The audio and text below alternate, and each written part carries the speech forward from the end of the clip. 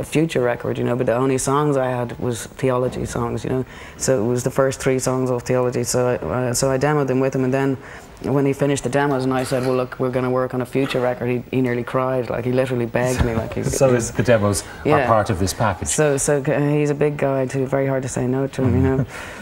But then I liked what it came to symbolise for me, the different versions, because it was partly my interest in making the record, you know, it's based around certain scriptures, the record or whatever, and really to me in the back of my heart is this issue about, you know, when we look around in the world today, we see a lot of people really doing a lot of damage on the basis of how they have interpreted particular theologies, you know, and that's to me what the 2 records came to symbolise, the different things that can be done with the same scriptures, if you like. You say you want to rescue God from religion. Well, I didn't say I want to rescue God from religion. I don't think that much of myself. Do you know what I mean? But God needs to be rescued from religion then. A large operation, you know. Yeah. What do you mean by that, though, to rescue God? Well, you know, I guess I was thinking about this earlier because I kind of knew you were going to ask it, obviously, and I would want to be careful. See, I'm someone who loves religion. I love the study of all religions. I've been studying theologies and religions since I was 8 or 9 years of age, like so. So I wouldn't want to sound at all like I don't have respect for religion, because I do. Obviously, I love it. It's a very important thing, but I think it has weaknesses sometimes accidentally, not through necessarily its own fault. But and I don't just mean our religion. I mean lots of different religions. You know, their weaknesses often can be their rules and regulations, for example, some of them. But what I feel, I suppose, is that God and religion are 2 different things, actually, do you know, and that God in a way is much bigger than religion, do you know. Yeah. But I think that sometimes some of the rules and regulations which are made by religion, they're not made by God, actually, you know, and sometimes those rules and regulations, they become almost walls which keep God in and keep people out, actually. So stick to the basics, the 10 Commandments, and after that, leave it alone. I think that the thing is that it seems to me that some religions have this wall around God, and that they are the ones that say when God can come out to love someone, and they dictate who God can love. You know what I mean? And to me that's blasphemous, really, because I believe that God is something which loves everybody unconditionally, actually, and doesn't care if you're gay, for example. You know, I don't. In some of the Christian religions, for example, gay people are not allowed to receive communion. Gay people can come up and shake a hand with the priest, but can't actually receive communion, which to me is blasphemous.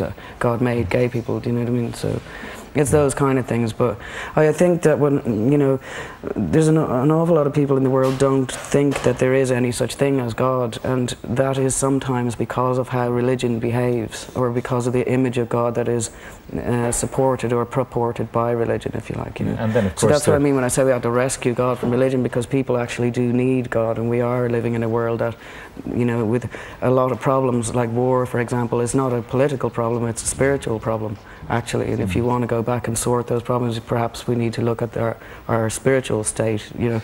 So you called the album Theology, and the songs are spiritually based. Yeah, well, I mean, people might theologically based. Okay, theologically based. I mean, the Rivers of Babylon, for example. I mean, people remember Boney M doing it. I have to compliment you. Your 2 versions, because there are 2, are utterly different. Cool. To each other, but also utterly different to Boney M. Cool. Well, what I did is I rewrote the song. Really, I used the first 2. In the first place, the Rivers of Babylon is a psalm, Psalm 137. And in the first place, it was actually a Rastafari song that was used in their religious ceremonies. Then a band called the Heptones did it, a Jamaican reggae band, took it out of the Rasta situation and did it, and then Boney M did it, you know. But anyway, so what I did is I rewrote it. I didn't want, deliberately on the record, again, as I say, part of my reason politically, if you like, for making the record is I don't like this thing that a lot of warmongers are doing in the world at the moment of misrepresenting God by saying that they somehow have God on their side and that God supports the use of violence as a mean of sorting things out. So I deliberately didn't want anything at all bitter or angry or aggressive on the record, you know. But when I went into the song, there are subtle bitternesses in the old version. And indeed, when you read the whole psalm, it's quite a violent psalm, actually. The Bible is full of all sorts of well, indeed, violent things. Indeed, but I wasn't kind of going to take take any of those. So anyway, so I went back into the psalm and just to find some different words that I could identify with as well and that weren't bitter, and I just found these lovely kind of forlorn sentences about, you know, how we hung our guitars on the trees because we didn't want to sing anymore and all, which I could of course identify with, you know. You're going to be out there again. I mean, you're performing in festivals, I presume, later on in the summer.